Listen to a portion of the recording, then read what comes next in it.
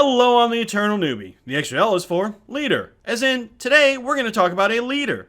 That's right. Today is not focused on a Spotlight player. It's about a DM and not even a Spotlight DM. But don't worry, we'll get to them. Today, I'm going to talk about the Enabler DM. Before we get into it, let's get into this. If you enjoy this video, I've got plenty. Check them out. I've also got a Discord and a completely other YouTube channel for computer and video games. You can find the links in the video description. Finally, likes, comments, and especially subscribes are just super cool. Come on, join the Newbie Nation. You know you want to. The Enabler DM. They range in severity from a minor annoyance to a huge problem. Luckily, I've only met the former. Though the D&D Horror Stories Reddit is full of the latter. They are both annoying. The less annoying of the pair will have a pet. Someone they've been gaming with for a while, whatever. They usually won't break rules to give their pet an advantage, but they are not opposed to bending them some. The DM I know like this is a good guy. I really like playing with him, and most of the time this never comes up. But he does have a pet. Someone who gets away with more than any of the rest of us. It is important for my story to note that this particular DM happens to know everything about the game. It's actually uncanny. Dude knows everything. But he sometimes happens to forget things that favor his pet. This has happened more than a few times, but a couple of examples stick out.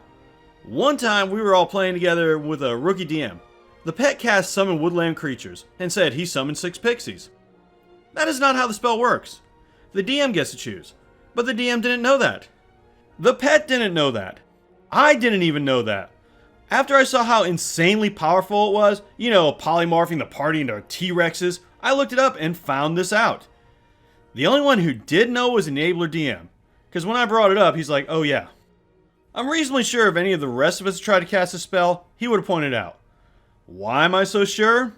Well, about a week earlier in a game he was DMing, I'd cast Conjure Animals, and he pointed out that rule to me. Another time, the pet was upset with me once because I wasn't talking in game. I was wild shaped into an earth elemental, I think it was, but as a Ghostwise halfling, I could talk in people's heads. I chose not to, just saying grumble grumble the entire time. Like the Legend of Zelda. In retrospect, when he kept asking me why I wouldn't talk, I should have just said, it's a secret to everybody. And if you got that one, congratulations, you are winner. But instead, I just kept saying grumble grumble. The pet got pissed at me. Then later he was getting bad luck and he got even more pissed. I'll admit, I was being a little annoying. But hey, grumble grumble, what are you going to do? So when this all goes down, the Enabler DM will do what he must do to keep his pet happy. In this case, it turned into the pet getting 4 attacks in the same time span that I got 0 attacks. In game there were reasons for this, and they did all follow the rules. I was pissed though. I don't really care how you do it, but no player should get 4 attacks to another player's 0. Once again, in the DM's defense, he did apologize to me for this when I brought it up after the game. The funny thing is, I don't think the DM even realizes he does it.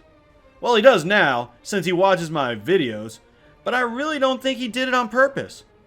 I don't honestly know why he does it other than they've been buddies for a while. I'll even say that with all this, I really enjoy playing with both of them and consider them friends. Not so sure they'll feel the same way once this video comes out. Then there's the other kind of Enabler DM, the really bad kind. This DM will do anything for the player of their choice, up to and including breaking the game. Occasionally, this player will be the DM's friend or a pet. The vast majority of the time, however, this happens when the DM has a crush on the player.